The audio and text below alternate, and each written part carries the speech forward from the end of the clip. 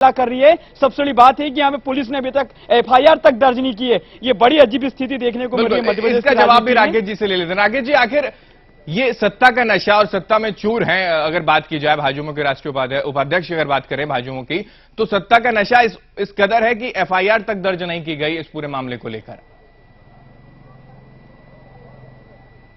देखिए अमित जी, भारतीय जनता पार्टी जनता की सेवक है।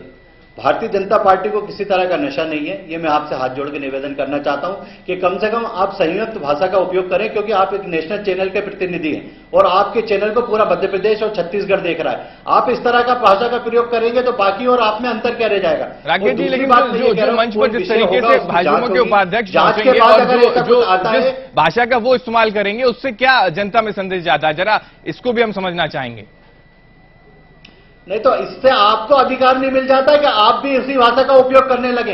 क्या नहीं, ये जो सत्ता में जो मंत्री चूर हैं, ये भी बात निकलकर कहीं, ये बात भी तो राकेश जी निकलकर सामने आती है कि कहीं ना कहीं जोश में होश उन्होंने खो दिया हो, इस वजह से गर्माहट के चलते हुंकार भरने की कोशिश इस कदर की जा रही हो कि उनके मुंह से सब कुछ स्लिप हो गया हो। देखिए अमित जी, मैंने अपनी बात की जब शुरुआत की, सबसे पहले यही बात करी कि किसी भी राजनीतिक दल के किसी भी राजनेता को भाषण देते समय या बोलते समय संयम का प्रयोग करना चाहिए, क्योंकि जनता आपको सुन रही है। ये बात तो मैंने शुरू में ही स्वीकार करी और ये बात मैंने शुरू में बोली। बिल्कुल, लेकिन इस पर आपका यह भी कहना है कि उनके जो भाषण है, जो उनके जो भाषा का प्रयोग उन्होंने किया, उसको तोड़ मरोड़ कर पेश किया गया, लेकिन ऐसा है नहीं। ये मैं नहीं कह रहा हूं, ये अभिषेक भार्गव जी का बयान समस्त लीडिंग पेपरों में छपा है, उस बात को बता रहा हूं मैं। जी चलिए, इस वक्त हमारे साथ अमित जी, कांग्रेसी नेता हमारे साथ जुड़ चुके हैं। अमित जी, आखिर किस तरीके की हम एक बार आपको सुनाएंगे जरूर, जिस तरीके के भाषा का इस्तेमाल उन्होंने किया है मंच से, आखिर आप क्या समझते हैं? इस भाषा का इस्तेमाल चाल चरित्र चेहरे की बात बीजेपी करती है, लेकिन इससे क्या कुछ निकलकर सामने आता है? चाल चरित्र और चेहरे की बात करें बीजेपी की, तो भारतीय जनता पार्टी चाल चरित्र और चेहरे की बात ना ही करे तो ज्यादा अच्छा है, क्योंकि इनका चेहरा आम जनता के सामने जो 10 सालों में उजागर हुआ है, शहर में जो प्रदेश में जो देखा है आपने, महिलाओं के साथ अत्याचार बलात्कार की घटनाएं और इनके जो गुंडे शहर में प्रदेश में आतंक मचा रहे हैं, ये किसी से छुपा नहीं है। जी, जिस तरीके की भाषा का इस्तेमाल यहां पर भाजपा उपाध्यक्ष की तरफ से किया गया, अमित जी, ऐसे में क्या स्थिति निकलकर सामने आती है? राजनीति इससे कितनी दागदार होती है, आप क्या कहेंगे? भारतीय जनता पार्टी के नेता मंत्री हमेशा ऐसी शैली ऐसी भाषा का उपयोग करते आए हैं और इसका परिणाम आप इस विधानसभा चुनाव में देखना, इन्हें भुगतना पड़ेगा। 10 साल की सरकार में इन्होंने प्रदेश की जनता के लिए कुछ नहीं किया है, सिर्फ विज्ञापन पब्लिसिटी स्टंट अपनाए हैं, बाकी जमीन पे हकीकत और कुछ ही है।